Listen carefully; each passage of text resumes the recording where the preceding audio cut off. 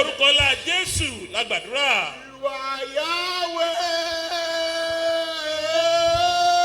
You are Yahweh. You are Yahweh. You are Yahweh. You are Yahweh. You are Lord. You are Yahweh. Alpha, Alpha, Omega. You are Yahweh. Alpha, Omega. You are Jesus. Oh, you are Jesus. You are Jesus. Oh, you are Jesus. You are Jesus. Alpha, Omega. You are Jesus. Alpha, Omega.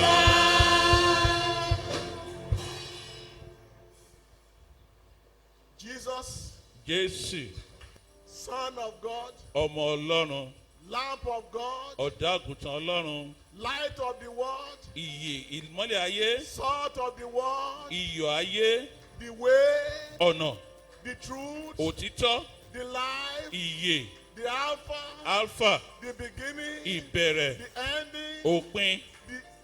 Thank you, Jesus. Ẹ ṣé o Jésù, Thank you, Jesus. ẹ ṣeun Jésù.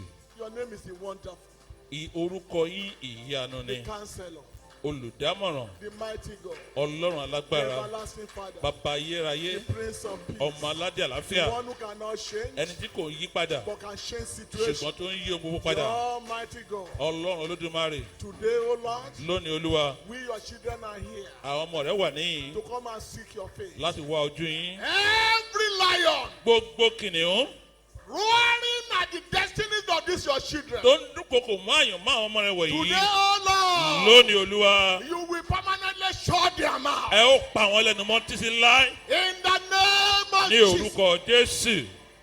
all those of them Gbogbo wọn who are in pain, tó ń bẹ nínú ìrora, who are discomfited èyí tí inú wọn ò dùn because of the fiery furnace of the enemy. nítorí iná tí ń jó ní látọwọ́ Today, ọ̀tá. O Lord, Lónìí Olúwa, you will answer your name wonderful. ẹ jẹ́ orúkọ And yín you will ìyanu. turn air condition, you will make every fiery furnace Ẹ ó sì mú gbogbo iná lérú to become air condition. kó di bí ìtura In the name of ní Jesus, orúkọ Jésù. by the reason of what you are going to do today, Nítorí ohun tẹ́ ó ṣe lónìí, the life of this one ayé àwọn wọ̀nyí will remain the kì ò same. ní wúrí bákan náà mọ́. As the life of Obed-Edom was never the same. Bí ayé Obed-Edom rí bákan náà mọ́. Every of these your children, Gbogbo àwọn ọmọ rẹ̀ wọ̀nyí, God of Obed-Edom, Ọlọ́run Obed-Edom, appear now. ẹ farahàn nísinsìnyí, Take over their case. ẹ gbàkóso ọ̀rọ̀ ayé wọn. Thank you, Father. Ẹ ṣé o bàbá, Blessed be your name. ìbùkún ní forúkọ yín. For in Jesus' mighty name we are praying. Amen.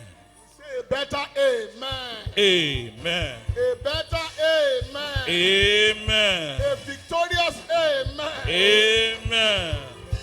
The amen of an Obed-Edom. Àmì Obed-Edom. I want to hear the amen of Obed-Edom. Àmì Obed-Edom fẹ́ gbọ́. Let somebody say amen. Amen. God bless you. Olúwa yóò bùkún fún yín.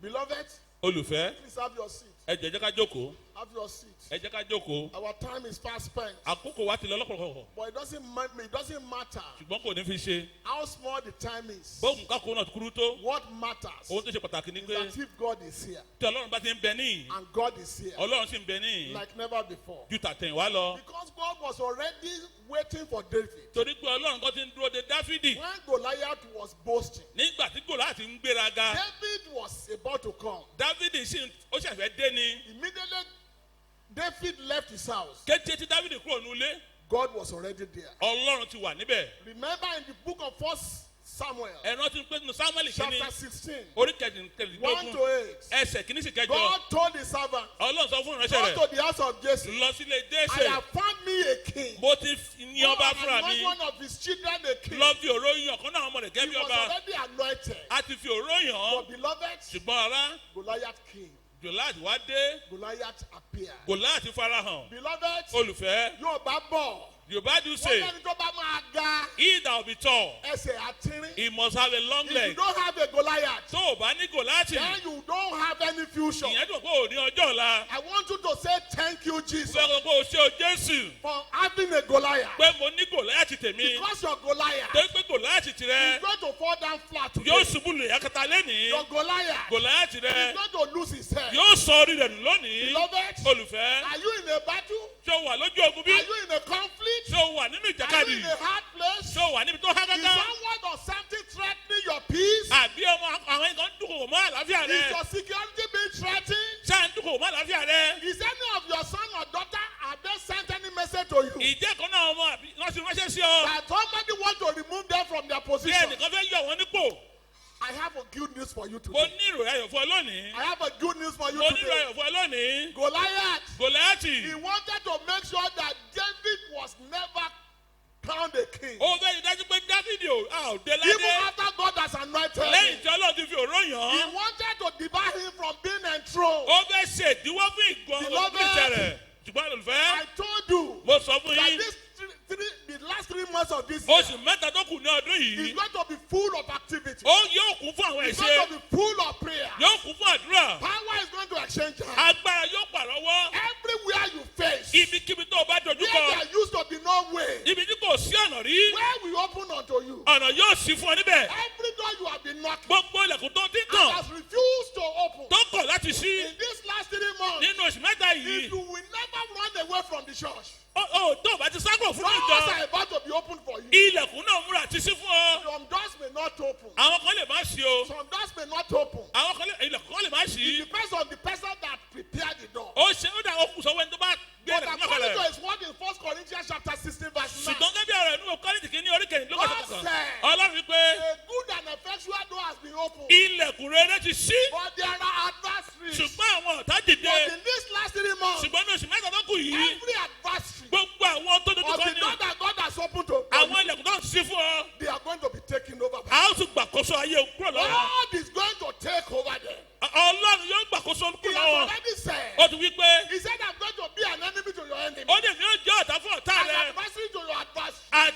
Àti ojúkọsí àwọn tó dojú kọ lónìí. I promise you, Mo ṣèlérí fún ọ. according to his word, Gẹ́gẹ́ bí ọ̀rọ̀ rẹ̀. in Psalm 68 verse 1, Nínú orin sáàmù orí kejìdínlọ́gọ́ta ni. let God arise Pé jẹ́ kí Olúwa kó and dìde. declare today Mo pàṣẹ lónìí. that God is arising for you. Ọlọ́run dìde fún ọ. God is going to arise for you. Ọlọ́run yóò dìde nítorí He's going tìrẹ. to arise for your children. Yóò dìde torí àwọn ọmọ rẹ. He's going to arise for your husband. Yóò dìde fún ọkọ rẹ. He's going to arise for your wife. Yóò dìde fún aya He rẹ. will arise for your family. Yóò dìde fún ẹbí rẹ. Because he's here. Torí pé bẹ He's níyì. the one that said it. Òun ló wí. Who are the enemies of God? Àwọn wo ni ọ̀tá Ọlọ́run? Who knows God? Àwọn ológun. Who has seen God? Àwọn olórí Ọlọ́run rí. Your enemy. Ọ̀tá rẹ. Your enemy. Ọ̀tá rẹ. My enemy. Àwọn ọ̀tá mi. They are the enemies of Àwọn God. ọ̀tá The Ọlọ́run. Goliath of your destiny. Gòláyátì àyànmọ́ rẹ. They are the enemies of God. Ó jẹ́ ọ̀tá The Ọlọ́run. Herod of your destiny. Ẹ̀rọ̀dù àyànmọ́ rẹ. Was deceiving people. Àní ẹni tó tàn yàn That jẹ. please Ẹ jọ̀ọ́. go and see where he was born. Ẹ lọ wo bí tá a ti bí. And come and tell me. Ẹ wá fún mi ní I ìròyìn. may come and worship Jẹ́mi náà him. lè jọ́sìn fún. Whereas he wanted to come and Bẹ́ẹ̀ kill kẹ̀lé ó fẹ́ pa á ní. every deceit of the enemy. Gbogbo ẹ̀tàn ọ̀tá.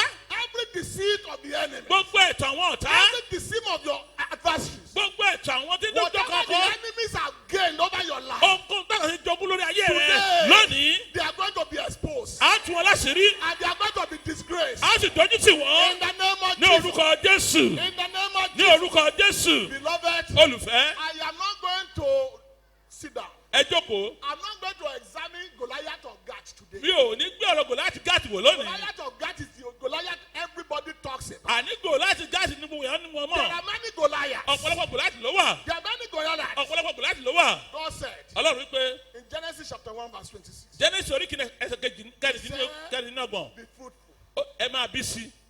multiply, Ẹ máa rẹ̀ sí. and subdue the earth. Kẹ̀sì máa gbáyìn lórí In ilẹ̀. verse 31, Ẹsẹ̀ kọkànlélọ́gbọ̀n. and God saw Ọlọ́run wá rí pé that everything that he created, ohun tó dá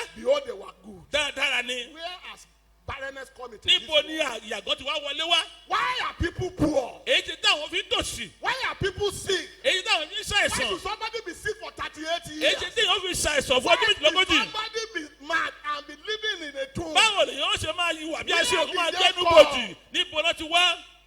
They are the work of the enemy. iṣẹ́ àwọn ọ̀tá ni. Matthew Matthew 13, orí kẹtàlá I think verse 20 ẹsẹ̀ ogún or 25. I mean. àbí He ìkàndínlọ́gbọ̀n. said, "Men, when men sleep, ó nígbà tí ènìyàn sùn the enemy came ọ̀tá wá and they saw tears wọ́n sì fún èpò and they went their own way." wọ́n sì bá tiwọn lọ. I declare today, mo pàṣẹ lónìí I prophesy, mo sọ tẹ́lẹ̀ every tear gbogbo èpò in your life nínú ayé that the rẹ enemies have sown tí ọ̀tá ti fún today, lónìí God is going to weed them up ọlọ́run yóò fà wọ́n tu in the name of ní Jesus. orúkọ Jésù In the name of ní Jesus. orúkọ Jésù. Beloved, Olùfẹ́ when Goliath of Gath nígbà tí Gòláàtì Gátì was boasting, tó ń fọ́nu David looked to God. Dáfídì wá wo ojú Ọlọ́run. Beloved, Olùfẹ́ please, where you are sitting down, ẹ jọ níbi tẹ́ ẹ jókòó. ó ní èmi yóò gbé ojú mi sí orí He said, òkun wa. I will lift up my eyes to the hill. I want you to lift up your Fẹ́ heart. kó o gbé ojú rẹ sókè. Ẹ gbójú yín sókè. Lift up your eyes. Ẹ sọ fún Ọlọ́run Tell the Lord, pé bàbá, Father, mo dé láàárọ̀ yìí. I've come this Ayé morning. mi dọ̀wọ́ rẹ. My life is in your hand. Bá mi túṣe. Repair it. I want you to talk to Fẹ́ kó o God. bá Ọlọ́run sọ̀rọ̀. I'm not saying you should sing. Mi Now. ò ní kó o kọrin báyìí. I want you to lift up your Fẹ́ eyes. kó o on me. gbójú rẹ sókè. That Father, Bàbá, my eyes is on you. ojú mi ń bẹ lára rẹ. I am not looking down. Mi ò ní wọlẹ̀. I am not looking at man. Mi ò ní wo I am ènìyàn. not looking at the pastor. Mi ò ní wo I olùṣàgùtàn. am looking unto you. Ìwọ ni mò ń wò. I am looking unto you. Ìwọ ni wọ́n máa wò. David look unto you. Dáfídì ń wò ọ́. He look unto you. Ó wò ọ́ With ordinary stone. pẹ̀lú òkúta lásán. Israel is Goliath. Ó ti mú kò láti ṣe bẹ̀rẹ̀ balẹ̀. Lónìí Olúwa, By the power of your word. nípa agbára ọ̀rọ̀ rẹ. Looking at you. Gbogbo ṣe ń wò ọ́. My Goliath must fall. Gòláàtì gbọ́dọ̀ wó lulẹ̀. Goliath must fall. Gòláàtì gbọ́dọ̀ wó lulẹ̀. Goliath must fall. Gòláàtì gbọ́dọ̀ wó lulẹ̀. Thank you, Father. Ẹ ṣé o bàbá. Blessed be your Ìbùkún ni forúkọ yín. In Jesus' mighty name. Your prayers are answered. Amen. Beloved, Olùfẹ́, there are some things that you don't know. àwọn kan wà tẹ́ ò mọ̀. Do you know that you carry power? Ìjẹ́ mọ̀ pé agbára ń bẹ nínú yín. You carry power. Agbára ń bẹ nínú yín. 1 John chapter 4 verse 4. Jòhánù kìíní orí kìíní ẹsẹ̀ kẹrin. He said, ọmọ mi, My son, tí Ọlọ́run lẹ́yìn ṣe, you are of God ẹ̀yin sì ti ṣẹ́gun wọn. and you have overcome them. Ojú ẹni tí ń gbénu yín, Because he that lives in you ó ju ẹni tí ń is gbénu ayé greater lọ. than he that is in the Ó world. ju ẹni tí ń gbénu ayé Is lọ. greater than he that is in the world. It is the spirit that is of God that is dwelling inside of you. Ẹ̀mí Ọlọ́run ní ń gbé inú rẹ. Is he not your resident helper? Ṣé kìí ṣe òun ní olùrànlọ́wọ́ rẹ ni? Your on-call comforter. Àti olùtùnú rẹ. Your on-call comforter. Olùtùnú rẹ.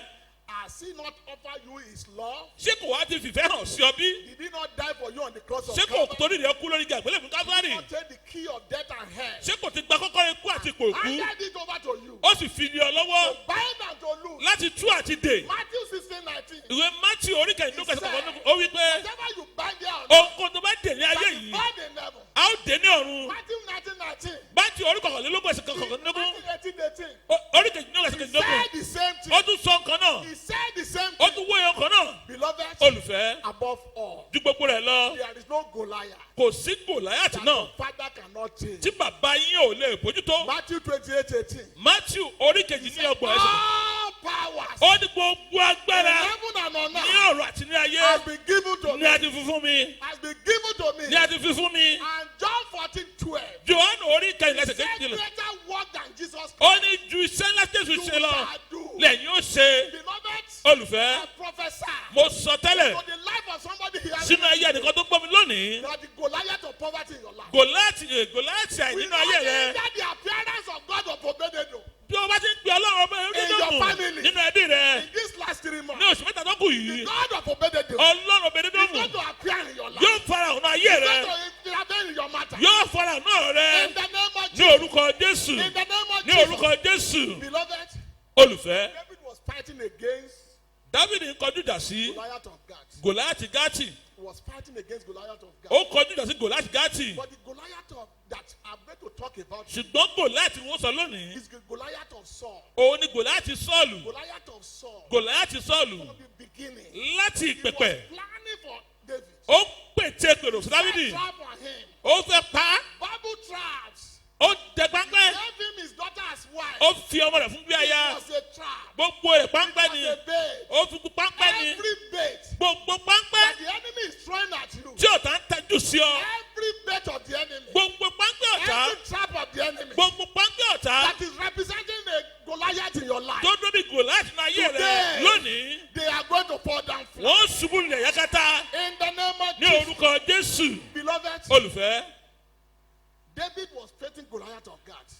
Dáfídì kọjú Gòláàtì Gáàtì. He was facing Goliath of Saul. Ó kọjú jà sí Gòláàtì Sọ́ọ̀lù. But our Goliath is not those ones. Ṣùgbọ́n àwọn Gòláàtì wa kì í ṣe àwọn wọn ni. They are spiritual Goliath. Wọ́n jẹ́ Gòláàtì ti ẹ̀mí. They are spiritual Goliath. Wọ́n jẹ́ Gòláàtì ti ẹ̀mí. Ephesians 6:12. Ìwé Éfésù orí kẹfà ìjọ kẹkẹjìlá. What we wrestle not against power and blood. Àwa kò bẹ́ omi ara àti ẹ̀jẹ̀ jàkadì. We are not wrestling against power and flesh. Àkíyèsí omi àtẹ̀jẹ̀ làwọn But bájà. against powers. Ṣùgbọ́n àwọn agbára, Against principalities. àwọn ipá, Against spiritual wickedness in that place. ìwà búburú níbi gíga, Rulers of darkness of àwọn this aláṣẹ òkùnkùn, they are terrible. wọ́n burú dáì. They are terrible. Wọ́n burú dáì. Look at what they are doing to a pastor. Ẹ wo tó ṣe sí olùṣàgùtàn. Pastor, Professor Oshibajo. Olùṣàgùtàn olùṣíbàtò. They are terrible. Ó burú. The man was so sure of himself. Ọkùnrin dá ẹ̀ He lójú. said he was ready to waive his humility. Òun ṣe tán láti gbé àṣẹ To tó bọ̀ prove his wọlé. innocence. Láti sọ pé òun jẹ́ How many aláìṣẹ̀. of them can do that? Mélòó ni wọ́n lè ṣe léyìí? They are principalities. Ipá àpẹẹrẹ ni They wọ́n. are Goliath. Àwọn Gòláàtì ni. Spiritual Goliath. Àwọn Gòláàtì The ẹ̀mí. most potent Goliath Àwọn Gòláàtì that I lágbára. want us to address today. Òun fẹ́ ká tó jà kọ́ The lónìí. Goliath of poverty. Àwọn Gòláàtì àìní ni. Goliath of poverty. Gòláàtì àìní. Beloved, Olùfẹ́. and our God is heaven. Ọlọ́run wa ṣetán. Our God is in heaven. Ọlọ́run wa bẹ ní ọ̀run. Doing as he pleases. Ó sì ń ṣe bó ṣe wù ú. Look at the book of Second King, Ẹ wo àwọn bá kejì. chapter 4, Orí kẹrin. verse 1 to 7. Ẹsẹ̀ karùn-ún sí There's keje. no time to read Kò it. sáàkó láti kà á. It is the story of that widow. Àní ìtàn ọgbọ́n ni. The creditors were coming. Tí àwọn ajigbèsè wá Take her son láti kó àwọn ọmọ rẹ̀ lọ. as bonds. Gẹ́gẹ́ bí ẹrú. Beloved, the Olùfẹ́. Bible recorded Bíbélì kan kọ that sílẹ̀ his, her husband pé ọkọ rẹ̀ was fervent. ó jẹ́ He was olùsìn. a servant of God. Ó jẹ́ ìránṣẹ́ Ọlọ́run. And God was in heaven. Ọlọ́run sì ń bẹ ní ọ̀run. Looking at what was happening. Ó sì ń wo ohun tó ń ṣẹlẹ̀. Beloved, Olùfẹ́. beloved, Olùfẹ́. if not for God Tí kì í bá ṣe ti Ọlọ́run that sent his servant Elisha, tó rán ìránṣẹ́ rẹ̀ níjà. they would have taken those sons. Ọ̀bá kan kó àwọn ọmọ yìí lọ. Beloved, Olùfẹ́. I want you to look at the Goliath of poverty critically. Fẹ́ kó o fojú wo Gòláàtì àìní dáadáa. Somebody was a widow. Ẹnìkan tó jẹ́ opó. He was a widow Opó. and has a child. Ó sì ní ọmọ kan. And God was in heaven. Ọlọ́run sì ń bẹ ní ọ̀run. Looking at that widow, Ó sì ń wo opó yìí. having only one meal, Pẹ̀ ó sì kó oúnjẹ kan péré fún un láti jẹ. is a Goliath of poverty. Gòláàtì àìní ni. If not for the timely intervention of Tí Elijah, ìbá ṣe pé Ọlọ́run tètè dá sí i. they would have eaten one meal. and Ọ̀bá kò jẹ oúnjẹ èèyàn bá sì kú. Beloved, Olùfẹ́. there are so many things that you have to consider about this Goliath. Ọ̀pọ̀lọpọ̀ kò lè ká gbéyẹ̀wò nípa Goliath of Gòláàtì. poverty. Gòláàtì àìní. Goliath of poverty. Gòláàtì àìní. We must deal with it. A gbọ́dọ̀ kọjú ìjà sí i. Beloved, Olùfẹ́. somebody was a gate man. Ẹnìkan jẹ́ aṣọ́bodè. Ẹni ọ̀nà. He barely ate one square meal. Bóyá ló fi ń jẹ oúnjẹ kan lójúmọ́. And somebody who was a second in command, Ẹni tó ti wà ní ipò kejì. he wanted to deal with it. Ó sì fẹ́ pa á. He prepared a gallows. Ó ti lọ rí igi. Why? Kí ló dé? Because the man was poor. Torí pé ọkùnrin yìí tòṣì. Every Goliath of poverty Gbogbo Gòláàtì òṣì that is troubling your life tó ń da ayé rẹ̀ láàmú. today, Lónìí, they are going to lose their head. wọ́n sọrí wọn nù. When they sent word to David Nígbà tó ránṣẹ́ sí Dávídì, that God, Saul said, go and ask him. Ọlọ́run ní pé lọ bèrè Let lọ́wọ́ me rẹ̀. hear his reaction. Jẹ́ kí n mọ bí ó ṣe That I ṣe. want to give him my daughter. Pé mo fẹ́ fún un ní ọmọbìnrin mi. He said, me, Ó ní èmi. I Mi. am lightly esteemed. Pé inú mi That dùn. I'm nobody. No, not esteemed that I'm Pé lonely. mo kéré jọjọ. But when the Lord said, he said he should go to battle and bring about maybe 200 skin of a Philistine. Pé tó o bá lè lọ jagun kó o mú àwọ̀ àwọn Fílísítì bí ìgbà He wá. jumped at it. He jumped at it. Ó fò sókè.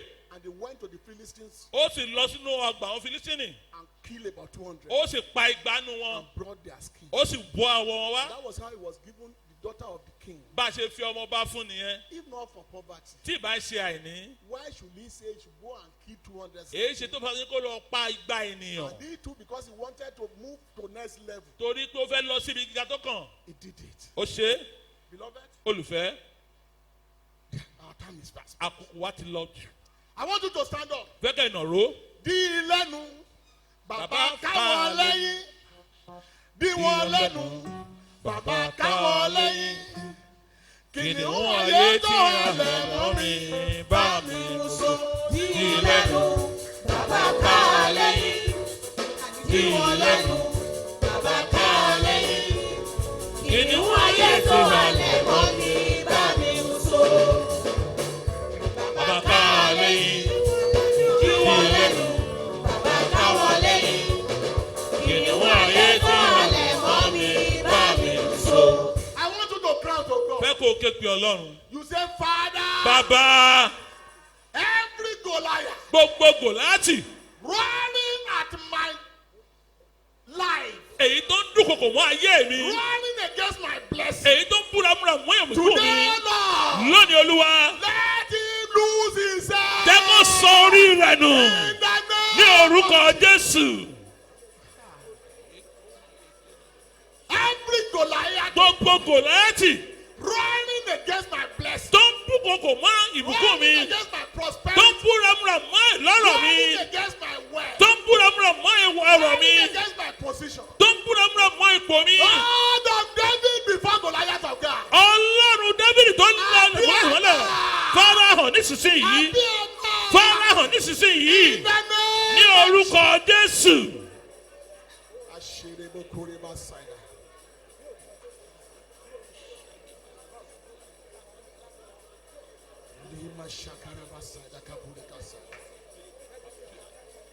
Thank you, Father.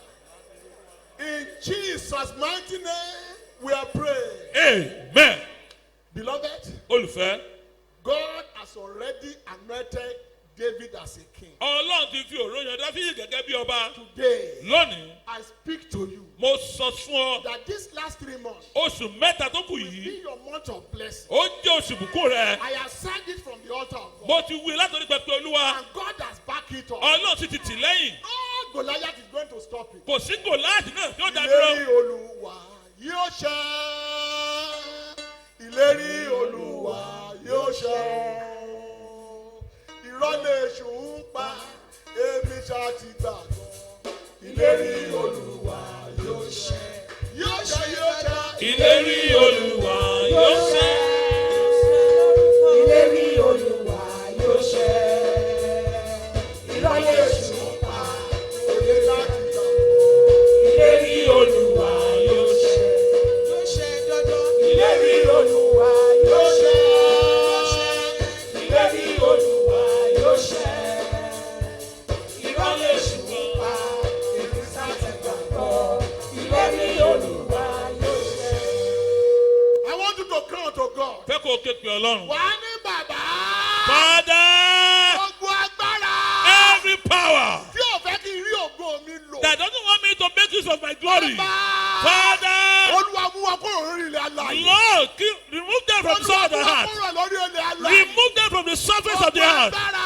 Every Tí ò power fẹ́ kọ́ mọ̀ mí rí ògo that didn't lò. want my children to make use of their glory. That didn't want my wife to make use of their glory. That didn't want my husband to make use of their glory. That didn't want me to make use of glory. Father, remove them. We remove them from the surface of the heart. Remove them from the surface of the heart.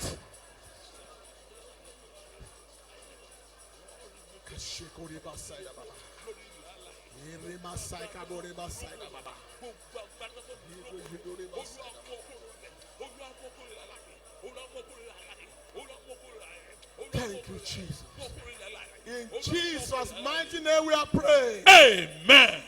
Beloved, Olùfẹ́, God sent me to you Ọlọ́run rán mi sí ọ. that this last 3 months Pé oṣù mẹ́ta tó kù yìí is going to be your month of exceedingly blessing. yóò jẹ́ ìbùkún àkókò ìbùkún And tó some pọ̀ people jọjọ. are gathered together. Àwọn kan ti péra jọ pọ̀. Wọ́n ń yín mú sí mi. And they are making Èmi their kọ́ ló nose sọ at me. bẹ́ẹ̀. I'm not the one that says so. Ọlọ́run ló sọ bẹ́ẹ̀. It is God that says so. Ọlọ́run ló sọ̀rọ̀ pé kó lóun sọ bẹ́ẹ̀ mọ́ ni.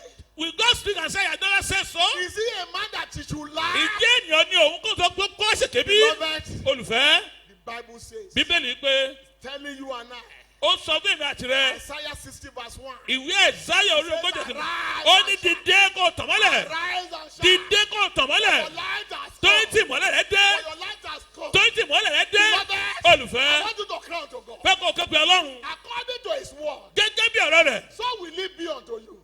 bẹ́ẹ̀ ni yóò rí fún ọ. Every power of darkness, Gbogbo agbára òkùnkùn. every power of darkness Gbogbo agbára òkùnkùn. that does not want me to shine, Tí ò fẹ́ kí n tàn. that is saying no to the yes of God for my Tó life, sọ pé bẹ́ẹ̀ kọ́ sí bẹ́ẹ̀ ni Ọlọ́run ayé mi. receive the ìtìjú. The arrow of disappointment. Ẹgbẹ́ ọ̀fà ìjákulẹ̀. In the name of Ní Jesus. orúkọ Jésù. The arrow of shame. Ẹgbẹ́ ọ̀fà ìtìjú. Disappointed. Ẹgbẹ́ ọ̀fà Be ìjákulẹ̀. disappointed. Ọ̀fà ìjákulẹ̀. Be disappointed. Ẹgbẹ́ ìjákulẹ̀. I am rising. Wọ́n dìde. I am shining. Èmi ó tàn. I am shining. Èmi ó tàn. Financially. Ní tìṣúná. I am shining. Wọ́n tàn. My son is shining. Ẹbí mi ó tàn. My daughter is shining. Ọmọ mi bìrì ó tàn. My wife is shining. Aya mi ó My tàn. husband is shining. Ọkọ mi ó I tàn. am shining. A ó tàn. Powers of darkness. Agbára òkùnkùn. A liar. Òpùrọ́ ni ọ́. Receive the arrow of shame. Gbọ́ọ̀fà ìtìjú. Receive the arrow of disappointment. Gbọ́ọ̀fà ìjákulẹ̀. In the name of Ní Jesus. orúkọ Jésù. In the name of Ní Jesus. orúkọ Jésù. In the name of Ní orúkọ Jésù. Oya kasaka babaka shekore baba. Irama shekore basada kabore babaka shekore. Ilere mo shekore babaka shekore baba.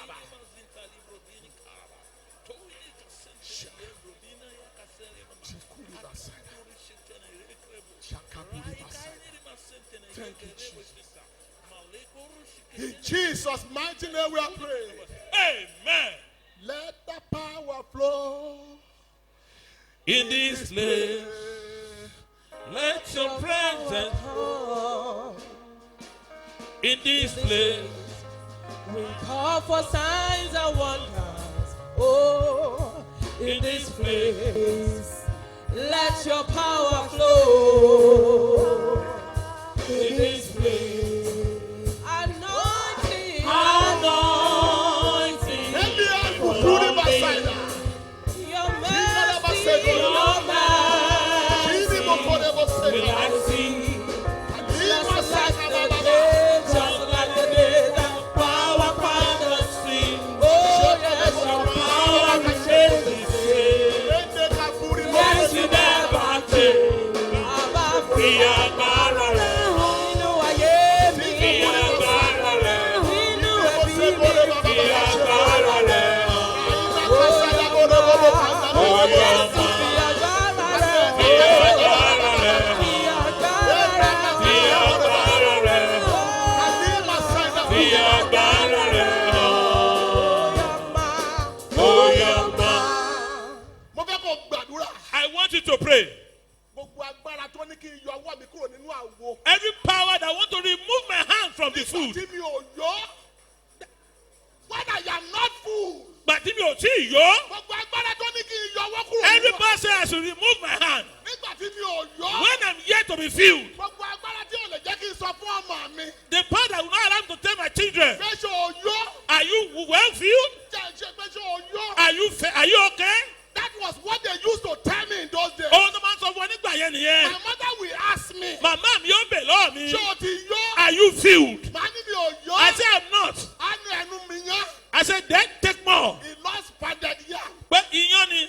She will give me more. Wọ́n á tún fún mi níyàn sí. But today, Látòní lọ. because of poverty, Nítorí àìní. ọmọ mi ṣé o ti jẹun náà? My children, have you eaten? That's the next statement. Nobody asked, are you I want you filled? to crown to God. Fẹ́ kó o ké pe I Ọlọ́run. want you to crown to Fẹ́ God. kó o ké pe Ọlọ́run. Buhari can never ask his son Bẹ́ẹ̀ni Buhari ò lè bè lọ́wọ́ ọmọ rẹ̀. that have you eaten? Pé tí o ti jẹun, She will only ask, á bèrè lọ́wọ́ rẹ̀. are you belleful? Pé tí o ti yó. I speak to the life of somebody here. Mo sọ̀rọ̀ sínú ayé ẹnìkan ní. Your last meal, Oúnjẹ ìkẹyìn rẹ. because you are here, Tó pọ̀ ń bẹ is ní. becoming your first meal. Yóò jẹ oúnjẹ àkọ́jẹ rẹ. In the name of Ní Jesus. orúkọ Jésù. Olúwa, Father, gbogbo agbára tó yọ ọwọ́ mi kúrò nínú every àgbo. power that remove my hand from the Nígbà tí food mi ò meal, tí ì yọ. when I'm yet to be filled, Olúwa lù wọ́n pa. Lord, kill them today. Olúwa lù wọ́n Lord, pa. kill them today. Olúwa lù wọ́n pa. Lord, kill them today. Olúwa gbèjà mi. Lord, kill them today. Olúwa gbèjà mi. Lord, avenge me. Oh Lord, avenge me. Olúwa gbèjà Oh mi. Lord, avenge me. Olúwa gbèjà mi. Oh Lord, avenge me. Ṣé kabore bá sá kabore bá sá dá. Kàlẹ́ ma ṣe kabore bá sá dá kabore bá sá dá bá. Thank you, Jesus. Jesus' mighty name we are praying. Amen. 2 prayer points more. Kókó àdúrà méjì sí. Beloved, Olùfẹ́, beloved, olùfẹ́, listen and listen good. ẹ tẹ́tí dáadáa. There are baits. Àwọn páńpẹ́ wà. Thank you. There are baits. Àwọn páńpẹ́ wà. I remember when I was about to enter university. Mo rántí nígbà tí mo fẹ́ wọnú ilé ẹ̀kọ́ gíga. My mother, she pampered me. Àwọn màmá mi wọ́n kẹ́ mi. I went to sit down for my exam in University of Ife. Mo lọ ṣèdánwò ní University of Ife. I wanted to read pharmacy. Mo fẹ́ ka ìmọ̀ ìjìnlẹ̀ nípa. I didn't make up. Bẹ́ẹ̀ ni mi ò débẹ̀. They now said I should go to somebody use his position to take me to Bayero University College. Ẹnìkan wá lo ipò gbé lọ Bayero. The university was 1 year old then. Pé ìgbà yẹn university yẹn ó ṣe pọ̀dún kan ni. I got there. Bàmú débẹ̀. I compare and contrast. Mo wá ṣe ìgbéyẹ̀wò àméjèèjì. University of Ife University of Ife and Bayero àti University. Bayero University. The difference was so clear. Àlàfo wọn gbọ̀nàgbọ̀nà ní ojoojúmọ́. I want to still sneak out Màá fẹ́ sá jáde to come back to the south. láti padà sísàlẹ̀ ń bí. There was no way. Kò sọ́nà. But one day, Ṣùgbọ́n ọjọ́ kan, I faced the challenge. mo dojúkọ ìpèníjà náà. I am going. Mo ní mò ń lọ. I am not coming. Mi ò dúró níyìn. By the time I landed in Ado-Ekiti, Nígbà tí máa dé Adó-Èkìtì, the news went far ìròyìn ti tàn that the boy was mad. pé ọmọkùnrin ti That sán he ló ti left yà. university Ó fi ilé ẹ̀kọ́ gálẹ̀ and he was coming to roll me about. pé ó wá ní káàkiri Beloved, olùfẹ́. that was the situation. But my mother gave me that bait, Ṣùgbọ́n màmá mi ló fún mi lẹ́yìn yìí. but I rejected Mo it. wá kọ́. Some of us, we are taking some bait. Ọ̀pọ̀lọpọ̀ wa láti gba àwọn Even the àpẹẹpẹ second kan. year. Ọdún kejì, I went to sit for the same mo exam. tún padà lọ ṣe ìdánwò yìí. They didn't give me pharmacy. Wọ́n ò tún fún mi ní fámásì. They gave me biochemistry. Wọ́n ní biochemistry ní kí n lọ ṣe. The paper was still with me. Ìwé tó fún mi gbà yẹn ó sì ń bẹ lọ́wọ́ mi. Paper, that maybe punch. Pé punch yẹn ó sì wà lọ́wọ́ mi. I did not even go to register. Pé mi ò tẹ̀ lọ forúkọ mi lẹ̀. I did not go to Mi register. ò forúkọ lẹ̀.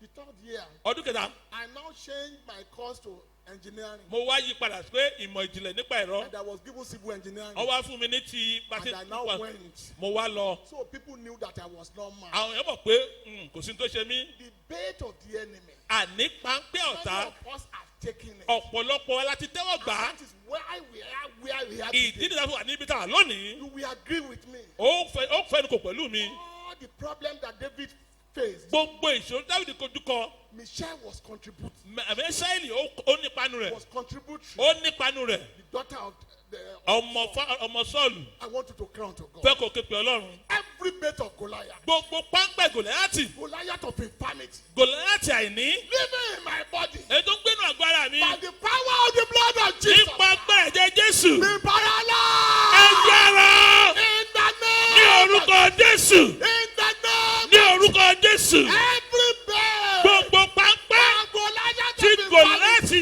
ti àìní. In my body. Nínú àgbára mi. In my soul. Nínú ilé mi. In my spirit. Nínú ẹ̀mí mi. By the power of the blood. Nípa agbára ẹ̀jẹ̀ Jésù. Ẹ yárọ̀. Be paralyzed. Ẹ yárọ̀. Be paralyzed. Ẹ yárọ̀. Be Ẹ paralyzed. yárọ̀. In the name of Ní orúkọ Jésù. In the name of Ní Jesus. orúkọ Jésù.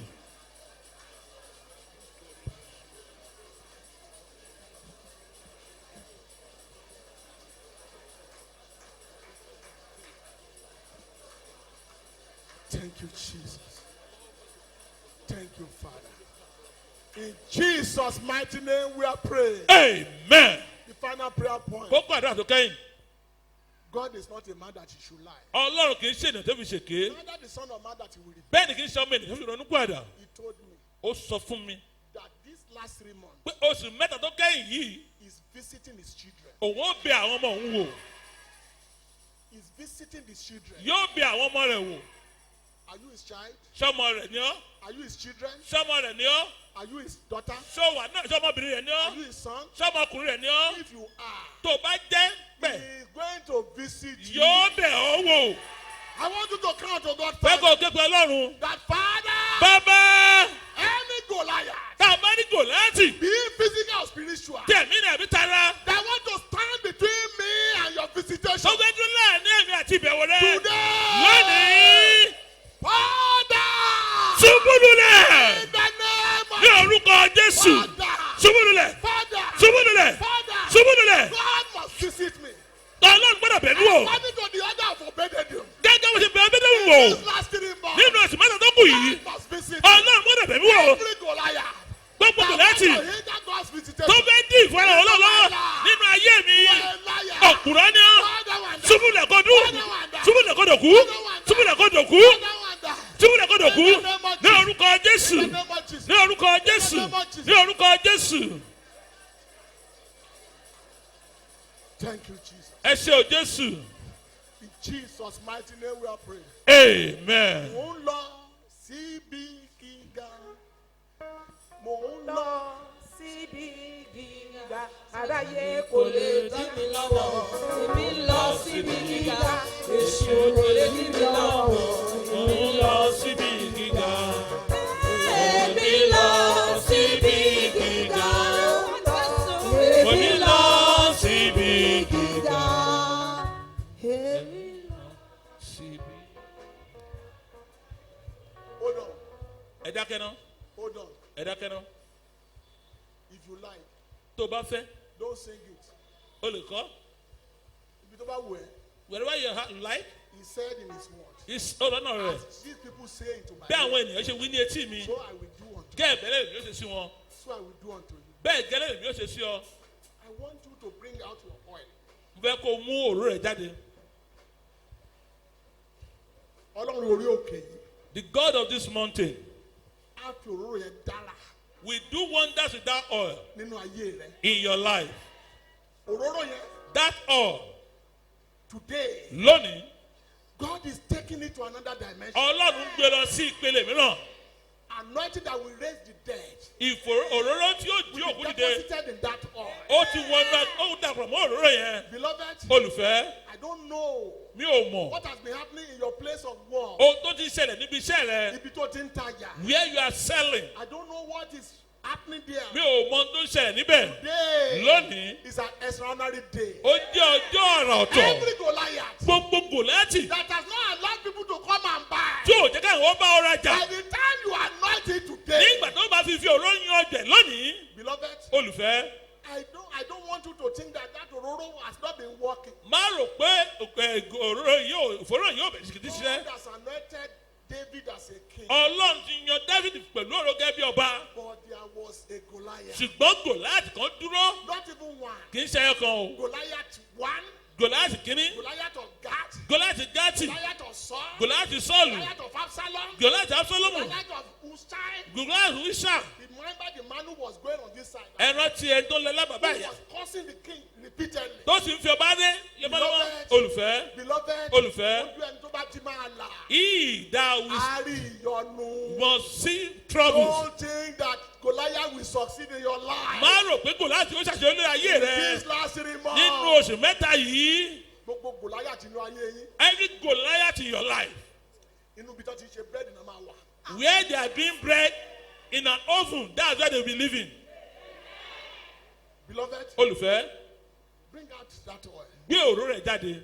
Lift it to God. Nà sí Ọlọ́run. Say, Father, Bàbá, every Goliath, gbogbo Gòláàtì, be it spiritual or physical, tálá ní àbí tẹ̀mí, that has not allowed tí ò fi àyè gbà mí, God of Obededom visitation to tí ò jẹ́ kọ́lá òbí nínú òun bẹ̀ mí wò. by the anointing inside this oil, Pẹ̀lú òróró yìí Olúwa, let him lose his head. jẹ́ kí wọ́n sọ orí wọn nù. In the name of Ní orúkọ Jésù, as I use this bí oil, mo ṣe ń lo òróró yìí, let the Goliath of my blessing, jẹ́ kí Gòláàtì ìbùkún mi, Goliath of my prosperity, gbogbo Gòláàtì lọ́rọ̀ mi, Goliath of my wealth, Gòláàtì ọrọ̀ lose mi, his head. kó sọrí nù, Lose his head. kó sọrí rẹ̀ nù, Lose his head. kó sọrí rẹ̀ nù, Lose his kó head. sọrí rẹ̀ nù. In the name Ní of Jesus. orúkọ Jésù, In the name of ní Jesus. orúkọ Jésù, Thank you, my Father. ẹ ṣé bàbá mi, Blessed be your name. ìbùkún ní forúkọ yín. Jesus' mighty name we are praying. Amen.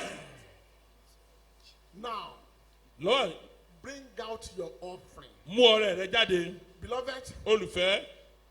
let me tell you one very bitter truth. Ẹ jẹ́ n sọ òtítọ́ kan tó korò fún yín.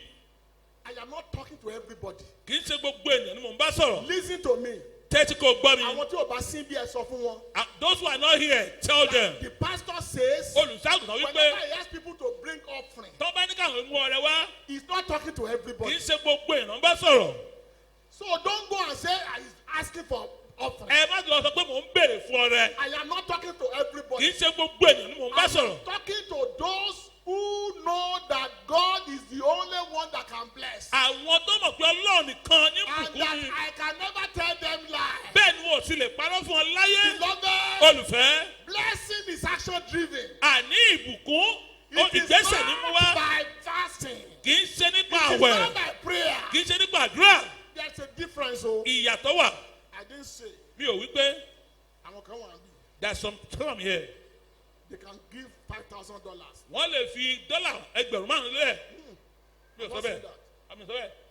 If God so wish, Tó bá wù Ọlọ́run, I can give $5,000. mo lè fi dọ́là ẹgbẹ̀rún márùn-ún sílẹ̀. But I will not expect Tolu, Mi ò ní retí pé Tolú, the daughter of Famade, ọmọ to Fọmáyọ́dé, bring $5,000. kó mú ẹgbẹ̀rún dọ́là márùn-ún wá. Even if a man of God comes Bí ìránṣẹ́ Ọlọ́run kan bá wá, and say there are people here who can give $5,000, pé àwọn kan wà bí kan lè fi dọ́là ẹgbẹ̀rún márùn-ún sílẹ̀. beloved, Olùfẹ́, you can buy share o lè ra ṣíà, and the share can crash. bẹ́ẹ̀ ló sì lè bàjẹ́. Kò sẹ́ni tó ń bá Ọlọ́run ṣòwò. No one go into business with God Tó ń pàdánù. and never lose. No, Kò rí bẹ́ẹ̀, no.